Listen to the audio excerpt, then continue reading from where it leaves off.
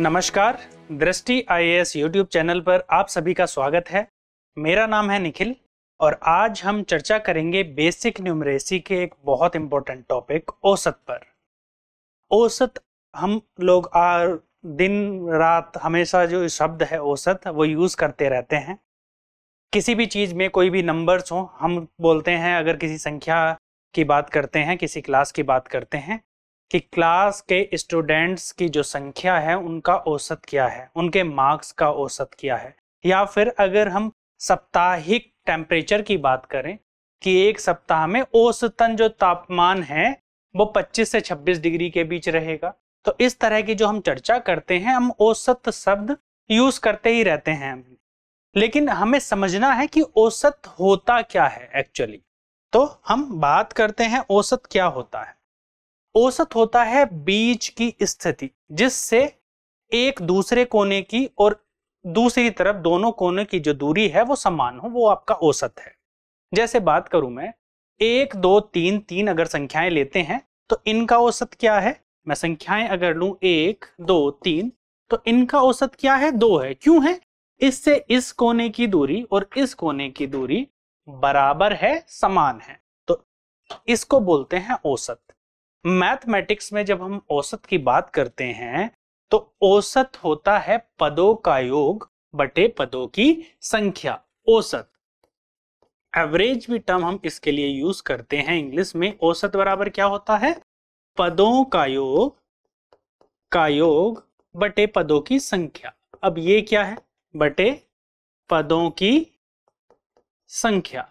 देखो पदों का योग क्या है और पदों की संख्या क्या है और पद क्या है। औसत हमें अगर निकालना है तो हमें जितनी भी नंबर्स दिए हुए हैं, जितना भी डाटा दिया हुआ होता है एक जैसा, एक ही इकाई में, उसका योग करते हैं और कितनी संख्याओं के लिए वो डाटा दिया गया है उससे भाग कर देते हैं। उसे क्या बोलते हैं? पदों का योग बटे पदों की संख्या, वो होता है औसत। जैसे मैं क्लास के एग्जाम्पल की बात करूं, अगर 5 बच्चे हैं, उनके नंबर क्या हैं? एक के 36 हैं, एक के 32 हैं, एक के 40 हैं, एक के 25 हैं और एक के 15 हैं। अगर 5 बच्चों के नंबर ये हैं, अगर आपसे पूछा जाए कि इन 5 बच्चों के जो नंबर हैं इनका औसत क्या है, 5 बच्चों के नंबरों का औसत, तो आप क्या करेंगे? पदों का योग, पद तो यही है ना, 36 32 40 25 15, तो आप इन सबको जोड़ देंगे, प्लस कर देंगे यहां पर, बटे पदों की संख्या। पद कितने हैं? 1 2 3 4 5, 5 बच्चे हैं ना, तो बटे 5, ये आपका क्या आ जाएगा? औसत आ जाएगा। औसत जब हम निकालते हैं तो ये औसत दूरी के क्वेश्चन भी आते हैं। जब हम टाइम स्पीड डिस्टेंस पढ़ेंगे तो उसमें भी समझेंगे कि औसत दूरी क्या होती है, उसमें भी यही होता है। कुल दूरी बटे कुल समय, औसत दूरी आ जाता है। बेसिक बात ये है कि जब आप औसत निकाल रहे होते हैं तो जितने भी पद दिए हैं उनको सबको ऐड कर देते हैं और पदों की संख्या से भाग। अब हम क्वेश्चंस के माध्यम से समझेंगे कि किस तरह से हमें क्वेश्चन को सॉल्व करना है और अप्लाई किस तरह से करना है। देखिएगा, पहले क्वेश्चन की बात करें, 27 12 18 31 x को मानों का औसत 20 है, x का मान ज्ञात कीजिए। हमने अभी क्या पढ़ा है? पदों का योग बटे पदों की संख्या। आपको क्या दिया हुआ है? औसत दिया है। औसत कितना है? 20 आपका औसत दिया गया है। पदों का योग बटे पदों की संख्या, तो फॉर्मूले में अगर हम रखें तो किस तरह से रखेंगे? औसत बराबर क्या हो जाएगा? औसत बराबर पदों का योग। पद कौन कौन से हैं? 27 12 18 31 x और 9 है, तो इन सब का योग होगा। औसत क्या हो जाएगा? 27 plus 12 plus 18 plus 31 plus x plus 9, ये सारे के सारे आपके पद हैं। पदों का योग प्लस कर दिया तो पदों का योग हो गया, बटे पदों की संख्या। अब कितने पद दिए गए हैं? नंबर्स कितने दिए गए हैं? 1 2 3 4 5 6 डिवाइड बाय 6। हमें क्या निकालनी है? x की वैल्यू निकालनी है।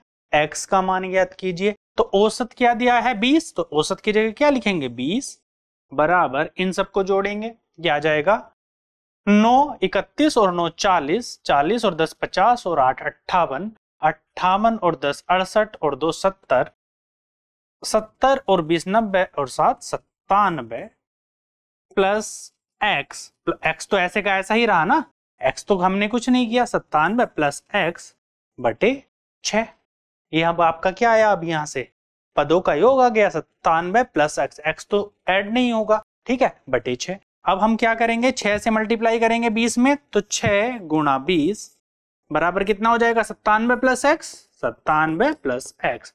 और जब हम यहां से x की वैल्यू निकालेंगे तो कितना हो जाएगा, 20 छंग 120, और 97 जो प्लस का था x के साथ में वो इधर जाकर किसका हो गया, माइनस का। आंसर क्या हो जाएगा आपका, x की वैल्यू आपको निकालनी थी, x की वैल्यू कितनी आ जाएगी 23, ऑप्शन डी आपका सही उत्तर हो जाएगा। तो हमने सिर्फ क्या किया, फॉर्मूले को अप्लाई कर दिया। समझ से अब हम क्वेश्चन कर सकते हैं, फॉर्मूले की बात ऐसी है। अब औसत को बहुत सारे डिफरेंट तरीकों से सॉल्व कर सकते हैं, बहुत सारे मेथड हो सकते हैं, ठीक है। सॉल्व कैसे करना है वो आपको देखना है, आप जिस तरीके से समझ सकते हैं उससे समझिएगा। आपको एग्जाम में क्वेश्चन सॉल्व करना है, तरीका आप कुछ भी लगाएं। नेक्स्ट, प्रथम 8 अभाज्य संख्याओं का औसत ज्ञात कीजिए। पहली 8 अभाज्य संख्याएं, औसत तो ज्ञात करना ही है, तो पता होना चाहिए अभाज्य संख्याएं क्या है, हम पढ़ चुके हैं। अभाज्य संख्याएं क्या होती हैं, जिनके केवल और केवल 2 गुणनखंड होते हैं, वो अभाज्य संख्याएं होती हैं। कौन कौन सी होती हैं, प्रथम 8 यानी कि पहली 8 कौन कौन सी हैं, 2, उसके बाद में 3, 5, 7, 11, 11 के बाद में 13, 13 के बाद 17 और 19। ये सारी की सारी क्या है आपकी अभाज्य संख्याएं। शुरू से प्रारंभ करके 0 से प्रारंभ करके पहली अभाज्य संख्या क्या आती है, 2, 3, 5, 7, 11, 13, 17, 19। 1 से लेके 50 तक कितनी अभाज्य संख्याएं होती हैं, 15। 1 से लेके 100 तक कितनी अभाज्य संख्याएं होती हैं, 25। तो आपको निकालना है औसत। आपने लिखी 8 की 8 अभाज्य संख्याएं, इनका औसत निकालना है। तो औसत बराबर होता है क्या, पदों का योग बटे पदों की संख्या। तो पद तो ये है, तो इनका योग प्लस, मैं प्लस कर देता हूं ना, यहाँ पे पदों का योग निकालने के लिए प्लस कर दिया, बटे पदों की संख्या। प्रथम 8 अभाज्य संख्याएं, तो 8 है अभाज्य संख्याएं, 1, 2, 3, 4, 5, 6, 7, 8 डिवाइड बाई 8 करेंगे, आपका आंसर आ जाएगा। करते हैं, 2 और 3 5, 5 और 5 10, 10 7 17, 17 और 10 27 और 1 28, 3 31 और 10 41, 41 और 7 48 और 10 58, 58 और 9 कितने हो गए 67 और 10 77, यानी कि 77 डिवाइड बाई 8 आपका आंसर होना चाहिए। औसत आना चाहिए, एवरेज आना चाहिए। तो 8 से डिवाइड करेंगे तो कितना आ जाएगा, 8 नम 72, 8 नम 72, बचा कितना 5, 8 नम 72 और 5 77, 5 बचा 50 हो गया। तो पॉइंट लगाएंगे, 8 छंग 48, बचा कितना 2, 8 दूनी 16, बचा कितना 4, 40 हो जाएगा, 8 पंजे 40, यानी 9.625 आपका क्या हो जाएगा आंसर। ऑप्शन बी आपका सही आंसर है। सॉल्व कर लिया, आसान था। नेक्स्ट पर मूव करते हैं, देखते हैं क्वेश्चन में, प्रथम 30 सम संख्याओं का औसत ज्ञात कीजिए। जो पहली 30 सम संख्याएं हैं कौन कौन सी हैं, 2, 4, 6, 8, 10, 12, ये सारी की सारी क्या है आपकी पहली की 30 सम संख्याएं हैं, 2 से प्रारंभ करके 60 तक। यानी अगर मैं पहली 30 सम संख्याओं की बात करूं तो कौन कौन सी आएंगी, 2 आएगी, फिर आएगी 4, 6, 8 प्लस इसलिए कर रहा हूं, क्यों कर रहा हूं, पदों का योग तो करना ही है ना औसत निकालने के लिए। औसत निकालने के लिए क्या करना है, पदों का योग बटे पदों की संख्या। तो 2, 4, 6, 8 प्लस एंड सोन कहां तक लिखना है हमें, 60 तक। 60 तक क्या हो जाएंगी आपकी 30 संख्या हो जाएंगी, सम संख्या हो जाएंगी। इनका योग बटे पदों की संख्या, पदों की संख्या आपको पता है कितनी है 30 है, 30 संख्याओं का ही तो निकाल रहे हैं। सॉल्व करेंगे आंसर आ जाएगा। अब 2, 4, 6, 8, 10, 12 इन सबको हमें ऐड करना है, जोड़ना है। हमने नंबर सिस्टम में पढ़ा है, ये कैसे करते हैं, या तो आप करते चले जाइए 2, 4, 6, 6, 6, 12, 12, 8, 20 इस तरह से सॉल्व कर लीजिए। या फिर दूसरा तरीका क्या है, इसमें फॉर्मूला लगा दीजिए कि प्रथम n सम संख्याओं का योग कैसे निकालते हैं। बराबर क्या करेंगे, अगर मैं ऊपर से 2 कॉमन लूं तो क्या बचेगा, 1 प्लस 2 से भाग करेंगे तो 2 प्लस 3, 6 को भाग किया, प्लस 4 ऐसे ही बचता चला जाएगा, कहां तक बचेगा ये 30 तक, और डिवाइड बाय 30 ये हो जाएगा औसत निकालने के लिए।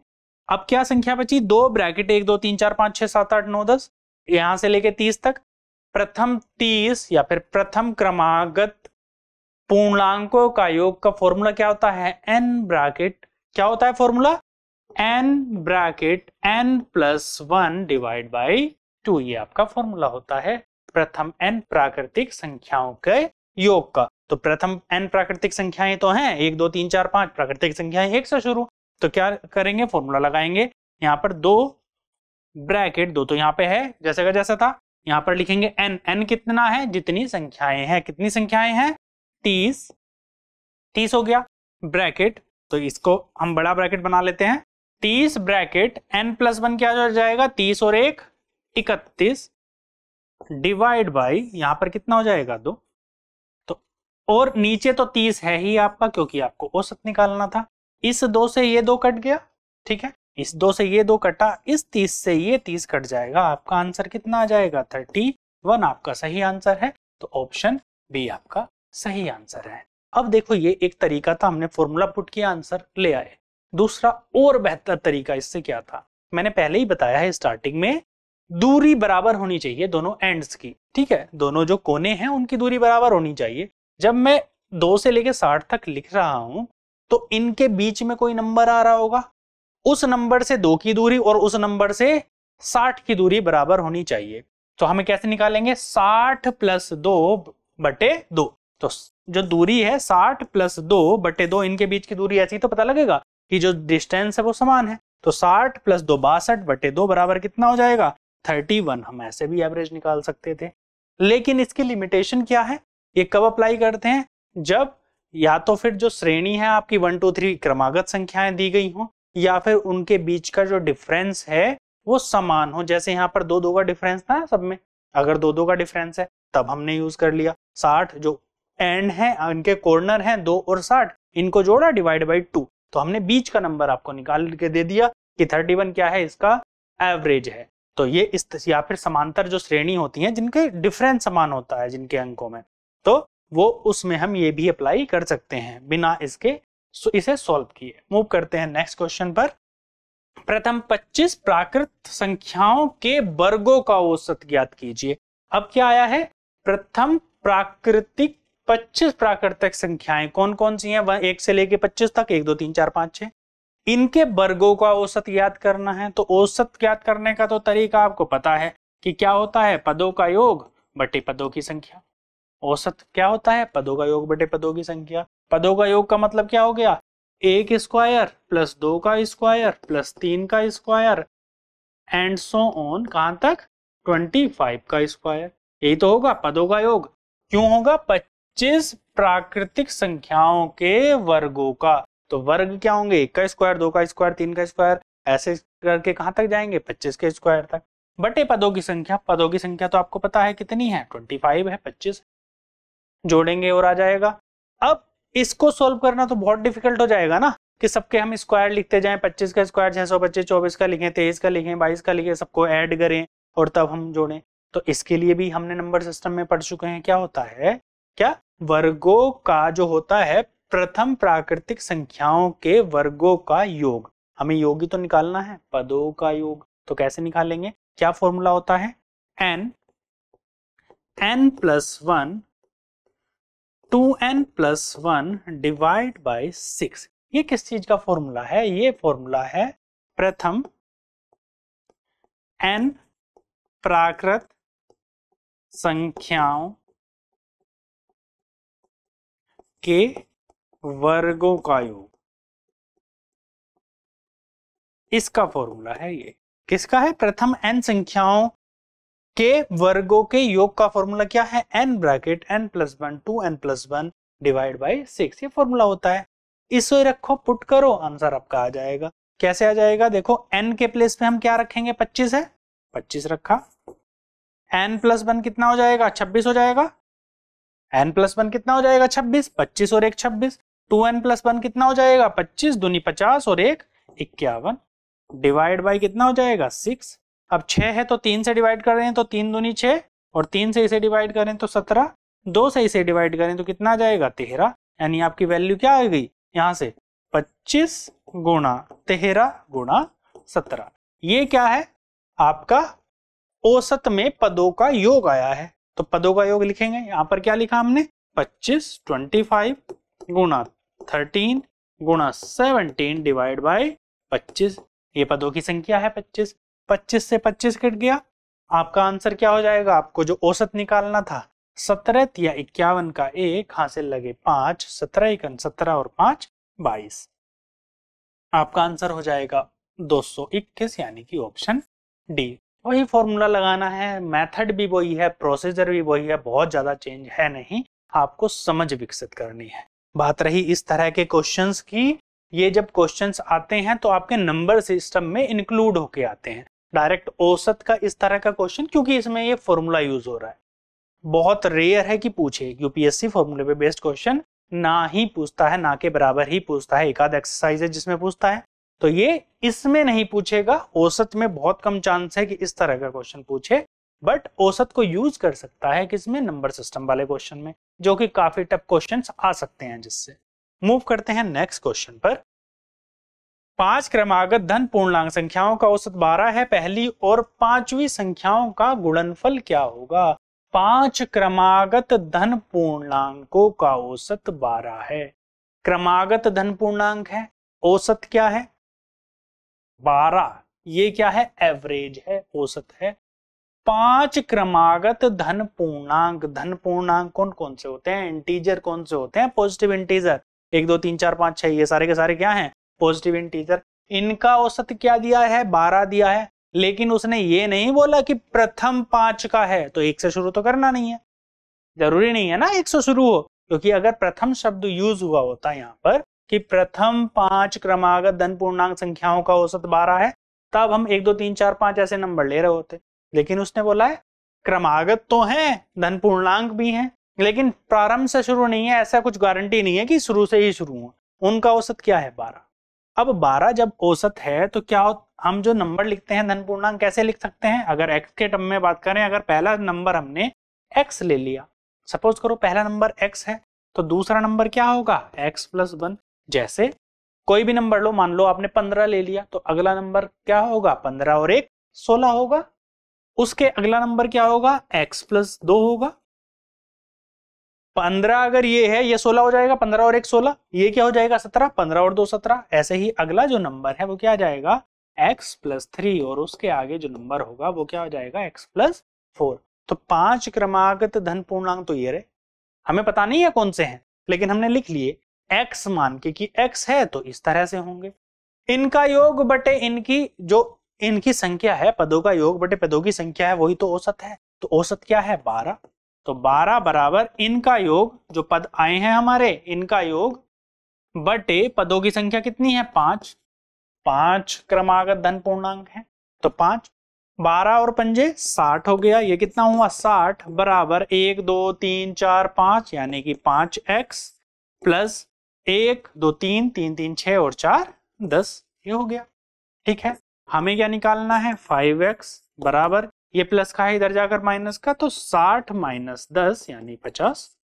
और x बराबर क्या आ जाएगा आपका? x बराबर कितना आ जाएगा? x 50 बटे 5 से भाग करेंगे तो x बराबर 10। आपका क्या आया? x बराबर 10।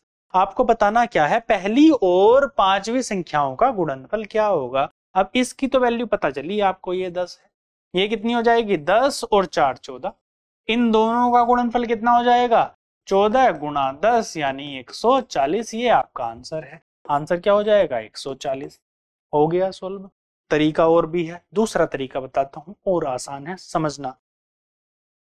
क्रमागत संख्याएं हैं, उनका औसत क्या है? 12 है। क्रमागत हैं यानी समांतर श्रेणी भी है, उनके बीच में जो गैप है वो भी समान है। मैंने क्या बताया है?